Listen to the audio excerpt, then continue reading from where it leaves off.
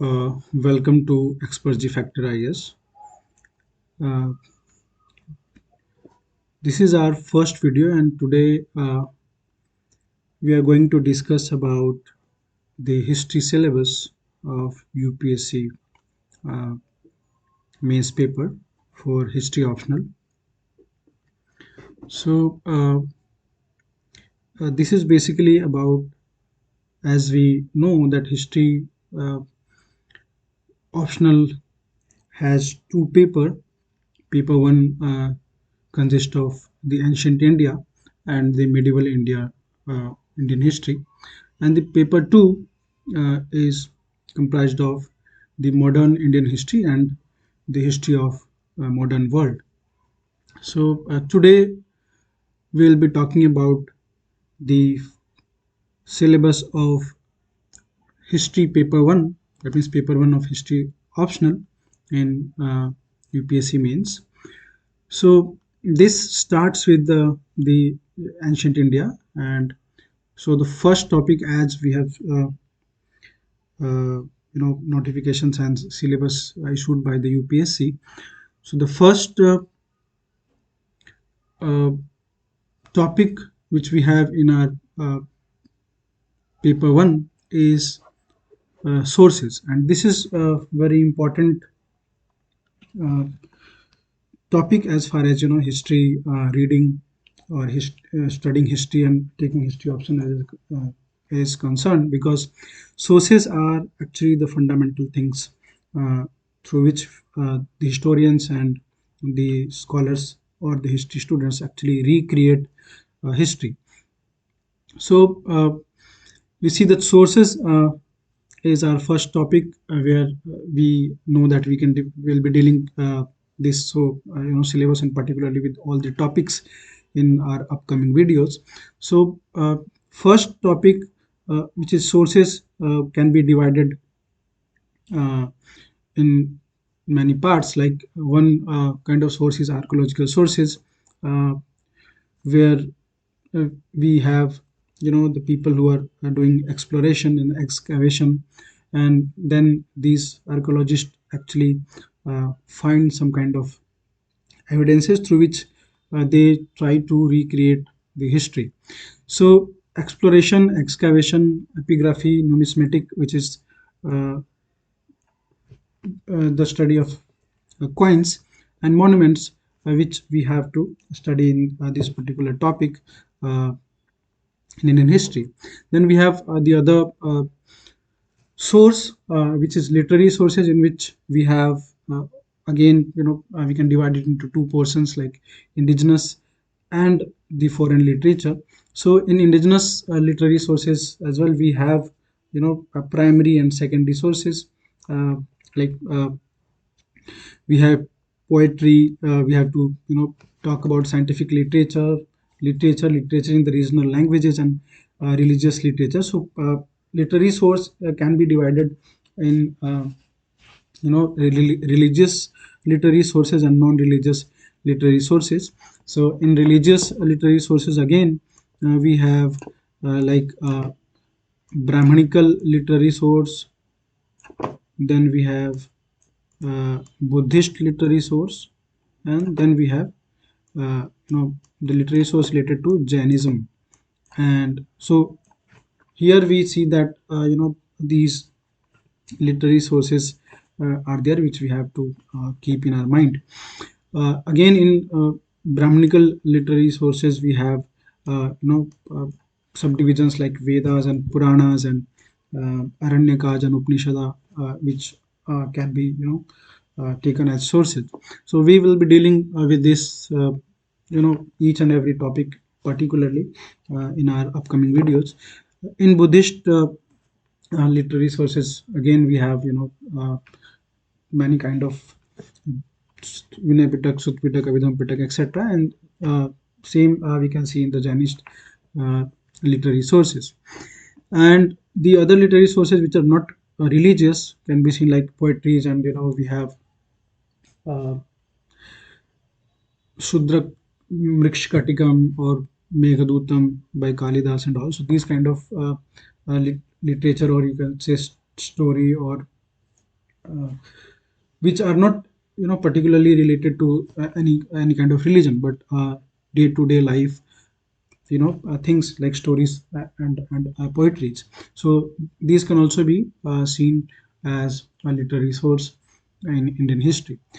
Again, in literary sources we have, other than the indigenous literary sources, we have foreign accounts.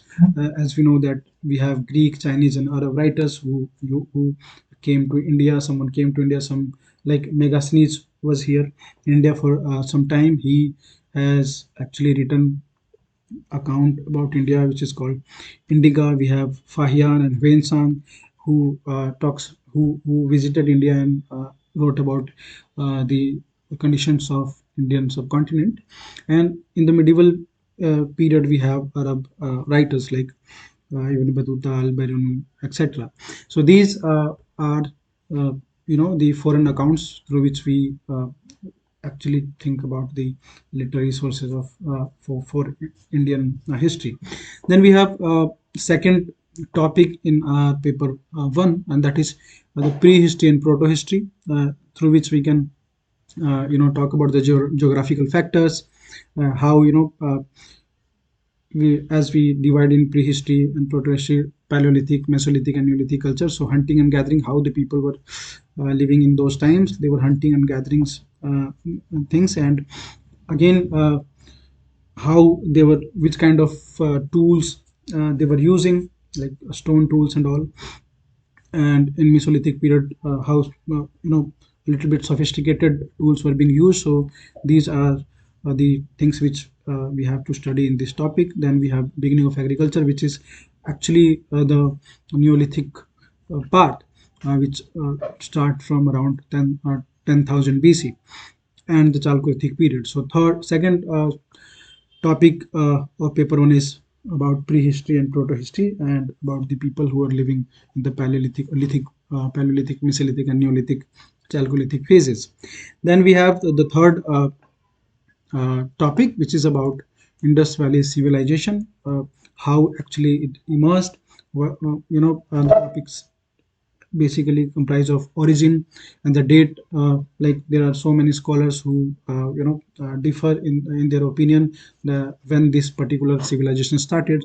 There are debates also that who were actually the people who started this civilization. So this there is debate on this particular topic as well, that whether they were indigenous people, or were these Aryans who came and start this.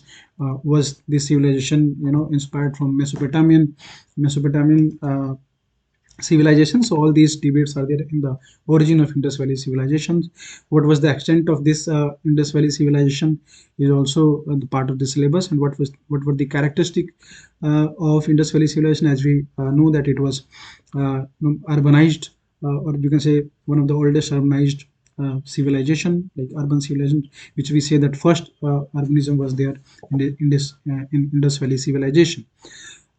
Also, in this particular topic, we have to talk about and study about the decline of Indus Valley civilization. So this is again a topic which is uh, scholars have different kind of opinion about the decline of Indus Valley civilization, which we have to talk about in our syllabus. So decline is also, some people say that it was Indus Valley civilization declined due to the invasion of by Aryans. Like an Aryan invaded and they destroyed their civilization. So one kind of thinking is that there are other people also other who talks about the environmental factor, uh, which were responsible for the decline of Indus Valley civilization. Like some people say that it was because of the flood. Some say that it was because of drought. Some say that when the rivers were changing their course, so that caused the decline of the Indus Valley civilization. So there are so many people who talks about the environmental factor now, which were responsible for the decline of Indus Valley civilization. And we have also mm, to study about the art and architecture of Indus Valley civilization, and we have rich knowledge about that. There are we have so many of evidences and which we have found from the excavation, that culturally, or as far as art and architecture are concerned, the Indus Valley people were, far ahead from the many contemporary civilizations. Like they were making metal sculptures, they were making, architecture, like we have the Great Bath and all. So these things are also there in the, this topic, Indus Valley civilization. So this is the third topic. Then again we have the uh, uh, fourth topic, which is about megalithic culture. So how, what how they were distributed in the different part of the Indian subcontinent, distribution of pastoral and farming culture outside the Indus, and the development of community life, settlements, and development of agriculture, craft, pottery, and iron industry during the megalithic period. So megalithic is basically, a culture where there are burials, and the huge and large amount of, lithic or the stones are surrounding the burials. And so this is actually the megalithic culture, which we find in different part of the Indian subcontinent, particularly in the southern part of, our Indian peninsula. Then we have the fourth topic, which is actually about Aryans and Vedic period. So this is also a very interesting topic, which we have in our paper one of history optional for UPSC mains. Here in this period, we have, expansions of Aryans in India, how they came from outside India, and they proliferated from, the Panchnad area of, Punjab, and also to the other part of the Gangetic Valley. So we have to see in this topic about them. So as we know that there are so many uh, people who talk about this, the origin of Aryans outside of India. Like we have uh, Bal Gangadhar Tilak book, Archaic Home of Vedas, where we find that he mentions that Aryans were not indigenous people; they came from outside India, like from steppe. Even in Discovery of India by Pandit Jawaharlal Nehru, we have some mentions that Aryans were outsiders. Although it is also a very debatable, topic. So this we have in our syllabus in our fifth unit in this particular paper. Then we have like Vedic period, how, religion and philosophical literature, how that the Vedic period, uh, Vedic people were, how, which kind of deities they were believing. They were actually the natural nature worshippers in initial stages. So what their philosophies and all. And also we have to talk about the transformation from Rig Vedic period to the later Vedic period, how actually the people were living in Rig Vedic period. So we know that it was, the initial stage, which started from around 1500 BC, the Rig Vedic period, and it it was till the 1000 BC, and from 1000 BC to 600 BC we have the other phase, which is the later Vedic period, in which we know that the uh, other three Vedas were being written. So this also we have to talk about. So how actually the Rig Vedic society transformed into the later Vedic period? What were the changes on the different fronts? Like on if we talk about the religion, so how the later Vedic religion was different from the Rig Vedic religion? How the society was evolving? What were the changes which were, happening during that time? So this is what we have to talk about in this uh, topic, uh, like in the transformation from Greek Vedic period to the later Vedic period. So we have to talk about the political, social, and economic life of Vedic people. As I was mentioning, that political and social and economical life changed from early Vedic period to later Vedic period. Like we know that in the early phases, political, it was not that much sophisticated political apparatus there, but it keep developing in the later phages. Society was also some kind of primitive. Economical life was also, not that much developed. So that was actually changing in the later Vedic period, and here we can see the development or you can say the change in the society, political and economical life. As we know that in the later Vedic period, the society or the norms become much more stringent than the Rig Vedic period, and so that was actually changing in the later Vedic period. So we have also look at the significance of the Vedic age, what was the importance of that period, and how actually the evolution of monarchy and Rajana or Varna system was there, how this evolved. We know that the Varna system was uh, actually started from, or you can say the mention of the Varna system we find in the uh, as early as in Rigvedic period, where we have seen that in the 10th Mandal Purusuk, there's a part Purusuk where we find the mention of the Adi Brahma or the Adi Purush, and uh, there we have see we can see the concept of Varna system emerging or evolving.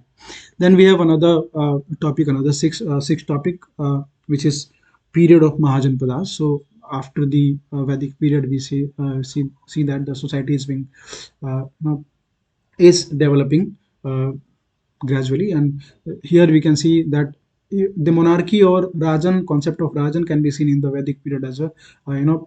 There in Vedic period, but you can say that Janpad and then Mahajanpad, uh, or the formation of state started after that, after the later Vedic periods, or you can say after the 600 BC. So here we can see the formation of state like Mahajanpada, and we have also the information of Mahajanpada, 16 Mahajanpada and republics and monarchies.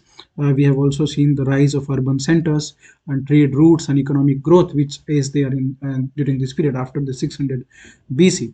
And like in Magadha Empire, we see the all these kind of things like the rise of urban centers and economic growth was there. Trade routes were being laid, and introduction of coinage can be seen in the Mahajanpada or Buddha period. Spread of Jainism and Buddhism is very important part of this topic, where we have to, and it is also very important for the prelims point of view, where we find that Jainism, the questions related to Buddhism and Jainism is continuously being asked in the UPSC prelims examination as well.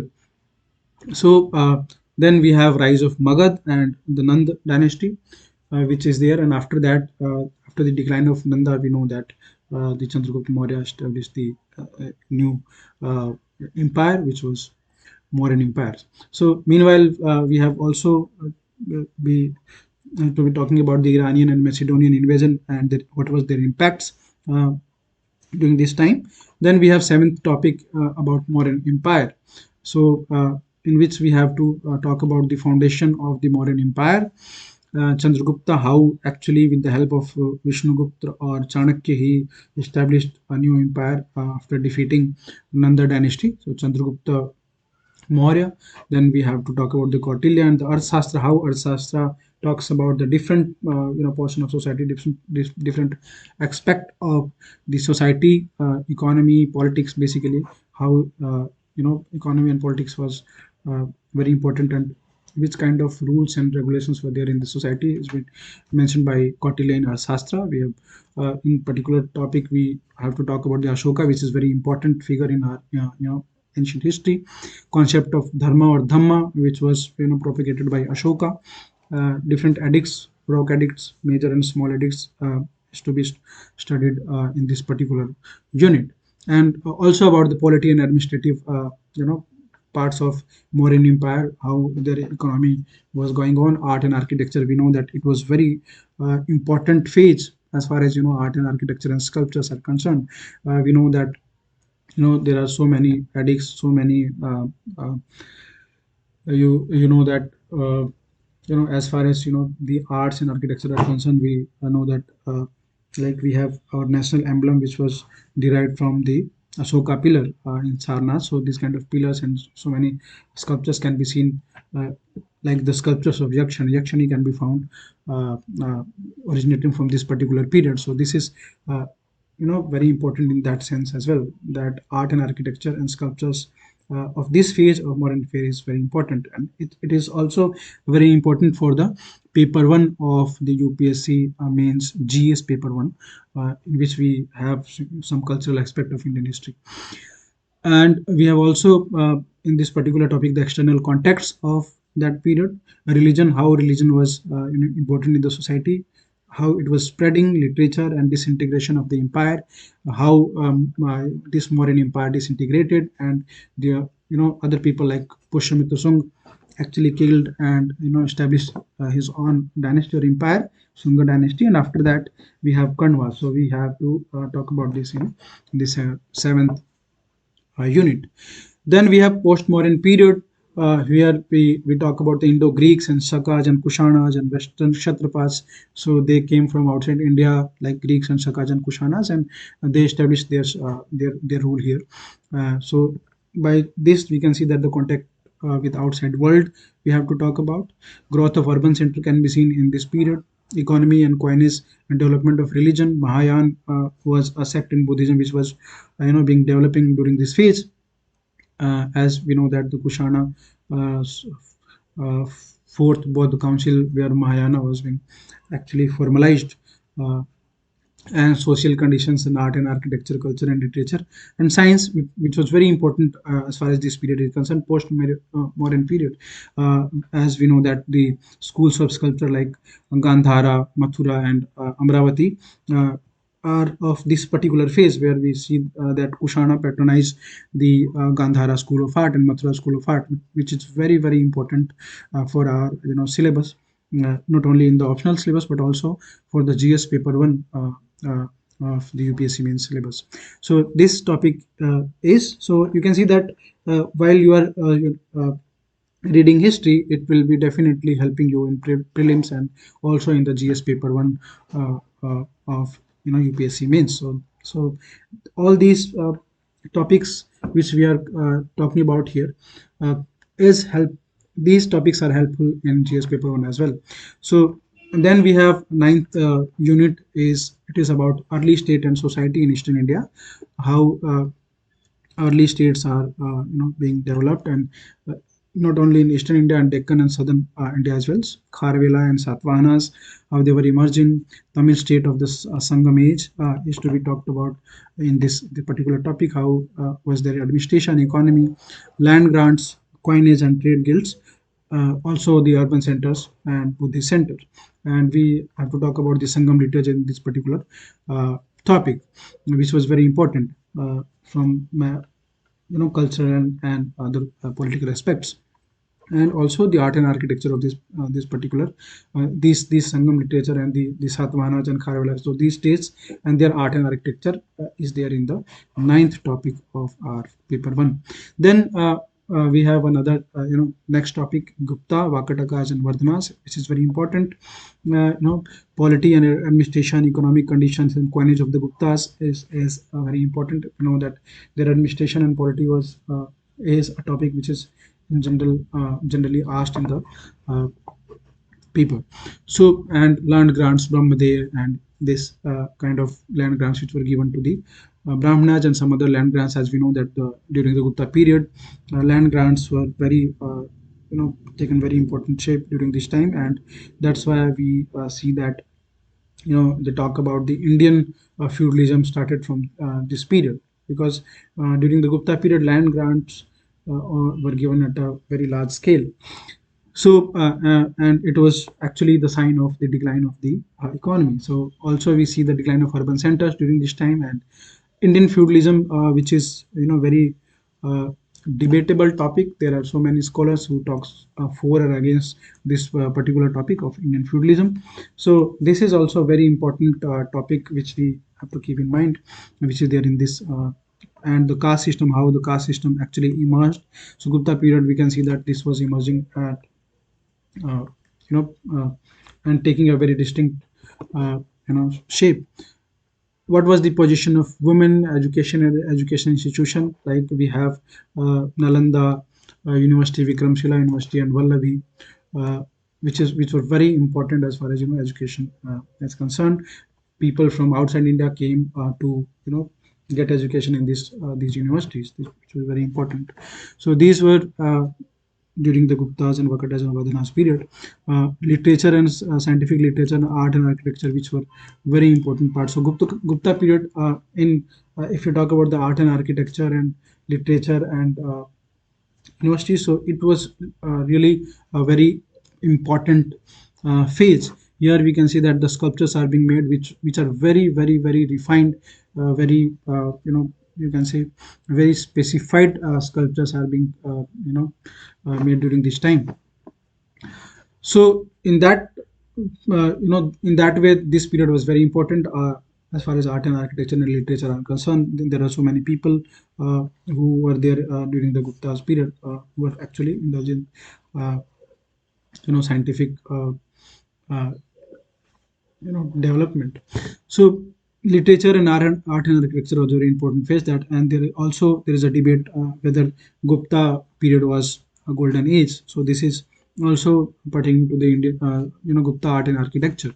Then we have another the next topic, which is about the regional state during the Gupta era. How when Guptas were there in the center, like in Patliputra, so some other states were also there during this period, like the Kadambas and Pallavas, Chalukyas of Badami. How they were administering their territories. Trade guilds were there, which is for quite a long time. Now literature and growth of Vaishnava and Shaiva religion was also very important. Is very important factor, which is important for the exams. But the Tamil Bhakti movement is there. Shankaracharya and Vedanta institution of temples and temple architecture. There are some other regional states like Palas, Senas, and Rashtrakutas. Parmar, what was their polity and administration, cultural aspects, and Arab conquest of Sindh. We have Al-Biruni and his writings, the Chalukyas of Kalyani, and Chol, Hoysal, Pandyas, polity and administration of these states, local government and growth of art and architecture are doing these rulers, and religious sects, institutions of temple and mutts, agrahara, education, literature, and economy and society. So these all things are there of during the Gupta period, and in the regional states.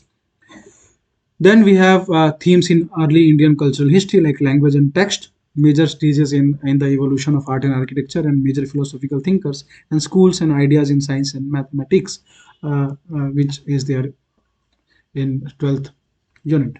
Then we have early medieval India. So here we start, the you can say the transitional phase from ancient India to medieval India, and here from 750 to 1200 AD, polity and major political developments in northern India and the peninsula, origin and rise of Rajputs, which is very important topic during this phase.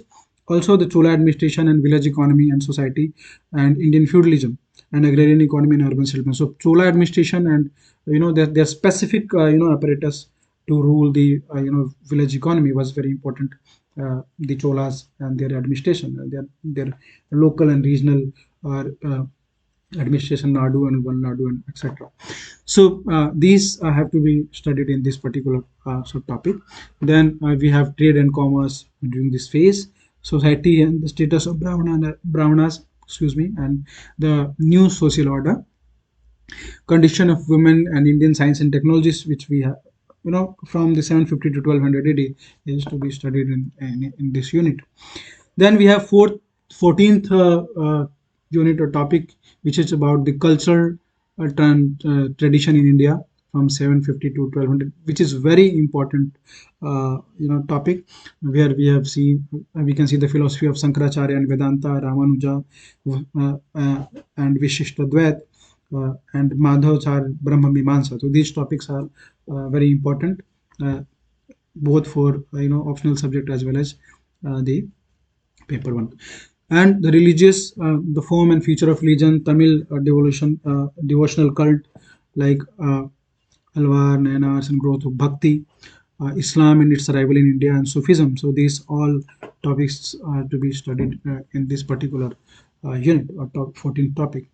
So literature also, like literature in Sanskrit, growth of Tamil literature, literature in newly developing languages like we Kalhan Raj Tarangri, Alberinu's writings. So these art and architecture and temple and sculpture painting of this particular phase of 750 to 1200 is in this topic. Then we have 15th uh, topic, which is about the 13th century establishment of Delhi Sultanate, which is again very important phase where we can see the start of a new era of Islamic Sultanate or Delhi Sultanate, where we see the Gauri invasion and factor behind the Gauri success. We know that Muhammad Gauri first was defeated by the Prithviraj Chauhan, and then again he came back in the very next year, and that uh, again he defeated Prithviraj Chauhan, and actually it was the start for the you know Delhi Sultanate. As we know that after some years, Qutbuddin Aibak established this particular empire. So economic, social, and cultural consequences of this, Gauri invasion and establishment of Delhi Sultanate, foundation of Delhi Sultanate, how it was founded, and who were the earliest sultans, uh, its consolidation actually, and the rule of Iltutmish and Balban. So who were the very important rulers at the earliest stages. Then we have 14th century, the Khalji revolution, Alauddin Khalji and his economic measures, and also this is very important topic as well as far as you know our optional syllabus is concerned. Alauddin Khilji, and he conquered many parts of the Indian subcontinent and his territorial expansion. The most important thing is his agrarian and economic measures, which he was taking during that time. Then we have to talk about the Muhammad Tughlaq, Muhammad bin Ambiti, Muhammad bin Tughlaq, and his major projects in which he failed completely. His agrarian measures and bureaucracy of Muhammad Tughlaq. So this is again very important and interesting topic. Firoz Tughlaq, his agrarian measures, achievements in civil engineering and public was, as we know that Firoz Tughlaq was the ruler who actually introduced canal system in some part of India, canal, Nahr. So it was very important. He actually he had some achievements in civil engineering and public works. So and we can see that Canal was one of them. So and the decline of the Delhi Sultanate and foreign contacts in Ibn Battuta's account. So it is again we have to talk about the Ibn Battuta and what is he has to say. Then we have next topic, society, culture, and economy in 13th and 14th century. Composition of society, how it was ruling classes, town dwellers, women, religious classes, and caste and slavery under the Sultanate, and Bhakti movement and Sufi movement, which were developing during this phase. So this which we have to uh, see in this particular topic. Also, Persian literature and literature in the regional language of North India, literature in the language of South India, and Sultanate architecture. That the Sultanate architecture was, actually, uh, you can say the in the initial stages were very simple, and new structural forms were being constructed. Paintings and evolution of composite culture can be seen. Some of the architecture, which was actually the mixture of the Islamic or Persian culture and the indigenous Indian, art and architecture style. Then we have economy, like agriculture production, rise of urban economy and non-agricultural production, trade and commerce during this phase. Then we have 18th topic about the 15th and early 16th century, political developments and economy, how actually the political developments were being taking shape, rise of provincial dynasties like uh, Bengal and Kashmir, where Janul Abdin was the very prominent ruler there in Kashmir, Gujarat, Malwa, Bahmanid. We have to talk about the Vijayanagara Empire, which is very very important during this phase, and the Lodhis. So then we see the Mughal Empire, rise of Mughal Empire, the first phase of the Mughal Empire, where Babur came on the invitation of Rana Sanga, and he invaded, actually the Lodhis and defeated them in the first war of Panipat in 1526, and after that, couple of more wars uh, were being fought by Babur, and he actually established their empire in India. Then we see Humayun and how he was defeated by Sher Shah Suri. So then, after the defeat of Humayun, we see the emergence of Sher Sur Empire, and we have to talk about the Sher Shah administration. So, and this is very important, topic as well. CSR administration was very, very important, as we have seen that uh, he uh, he actually introduced, many different kind of, things in agriculture and administration. So that is also a very important topic. And in these times, we can see that the Portuguese colonial enterprise and was started 1498. We know that Vasco da Gama was there in Calicut, in Zamorins. uh, so it was he was actually welcomed by the Zamorin, the king of the those area, like Calicut. So Portuguese were there in India in late 15th century. So this also we have to talk about in this particular topic, the Bhakti and Sufi movement which was going on. So again, in next topic, we have the 15th and early 16th century, how society and culture was evolving, regional cultures and specificities like literary traditions, provincial architecture, like Jaunpur and some other places where we can see the construction of some architectural marvelous, and society, culture, literature, and other art in Vijayanagar Empire, which is very important. Uh, so, which was going on during this 15th and early 16th century. Then we have 20th topic. It is about Akbar, how he actually was conquering some places and consolidating the Mughal Empire, establishment of Jagir and Mansab system, which is very important, which was actually Mansab system was started by Akbar. So this Mansab system was a very important part of the Mughal administration. Then Akbar's Rajput policy, how he was assimilating the Rajput rulers uh, to support him. Uh, like he was making marriage alliances, matrimonial alliances with the Rajput rulers, and there were some people where he went on to fight them. So this can be seen here in this particular topic, evolution of religious and social outlook. There is very important term Sulh Kul, which was started by Akbar, and religious policy of Akbar, and actually the court patronage of art and technology in the Mughal court. So this is 20th topic which we have to talk about. Then we have Mughal Empire in the 17th century, major administrative policy of Jahangir, Shah Jahan, Aurangzeb, the empire and the issues of zamindars, and the religious policies of Jahangir, Shah Jahan, Aurangzeb, how they were actually acting on the religious front. And we have to talk about the nature of Mughal state, how is it was a military state or what. So this kind of things we have to talk about in this particular topic. And late 17th century crises and the revolts, the Ahom kingdom, Shivaji, and the early Maratha kingdoms. These are the topics also we have to talk about in this particular topic. So, and then we have another, the next topic, the economy and society in the 16th and 17th centuries, population, agriculture, and craft production of that particular period, like 17th and 16th and 17th centuries.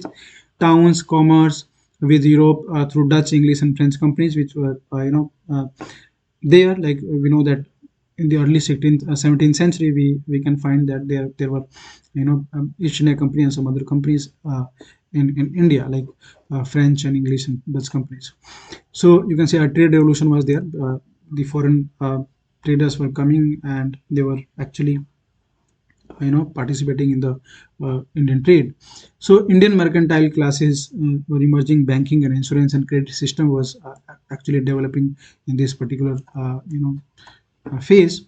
Consideration of peasant can be seen, condition of women, what was the condition of women during the Mughal phases can is to be studied in this particular topic. And also the evolution of Sikh community and the Khalsa Panth, uh, which is very important subtopic in this topic.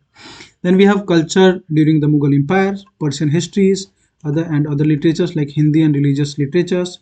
We have Mughal architecture, which, as we know, that it is very very important, or you can say the Mughal architecture or Mughal painting is very significant as far as the history of art and architecture is concerned. So also during the same time, we can see the provincial architecture and painting or classical music was being developed. And we have to also talk about the scientific and technological development which were going on during that phases. Although it was not, that remarkable, but yet we have to talk about that. Then we have last topic of paper one, and that is about the 18th century, the factors for the decline of Mughal Empire. So it is very important. We have to talk about the decline of Mughal Empire and factors responsible for the decline of Mughal Empire. As we know that there are so many people who talk about actually the decline of Mughal Empire, like Jagidari Sankat, Mansabdari Sankat. Some people said that it was like people or historians like Jaduna Sarkar, who actually held Aurangzeb responsible for the decline of Mughal Empire, that his religious policy and he was fanatic, and also that's why uh, Mughal Empire declined. Some Irfan Habib or historians like Irfan Habib say that it was Jagidari Sankat, because of which actually Mughal Empire declined, because there was scarcity of Jagirs and there were so many Amirs or Mansabdars who were in actually who there is a quote यक अनार सत बीमार by Aurangzeb, जिसमें ये कहा जाता है कि Aurangzeb used to say that जागीर बहुत कम है, उसको डिमांड करने वाले लोग बहुत ज़्यादा हैं, because as we know that Golconda and Bijapur, these were being you know conquered by the Aurangzeb, and there were so many nobility of that area who again came into the purview of this Mughal Empire, and they also were seeking new kind of jagirs which was not available there. So Jagidari Sankat or Jagidari crisis is, in opinion of some of the historians, the factor for the responsibility. So we have to talk about this in detail in this particular topic about the decline of Mughal Empire, the regional participation, like the Nizam of Dakkan and Bengal and Awadh and Maratha ascendancy under the Peshwas, how they were developing Maratha's fiscal and financial system, and emergence of Afghan powers or Battle of Panipat in 1761, and the defeat of Maratha in that particular war, and the state of political, cultural, and economic on the eve of British conquest. So, these are the topics which we have to study in our paper one of history optional uh, for UPSC.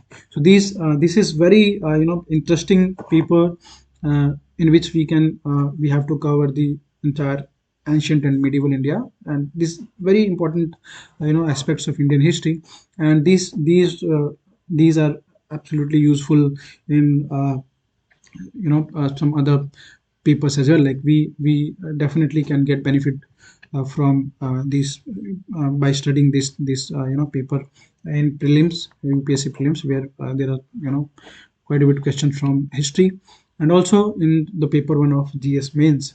This is actually the syllabus of paper one which we were discussing today, and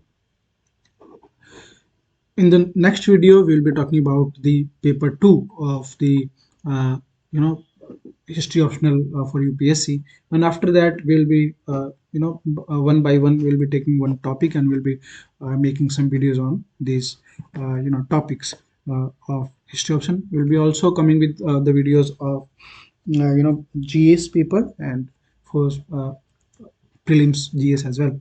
Some geography and polity related videos will be there on the channel. So this was actually our first video. I hope uh, you must have enjoyed this, and so we'll meet again with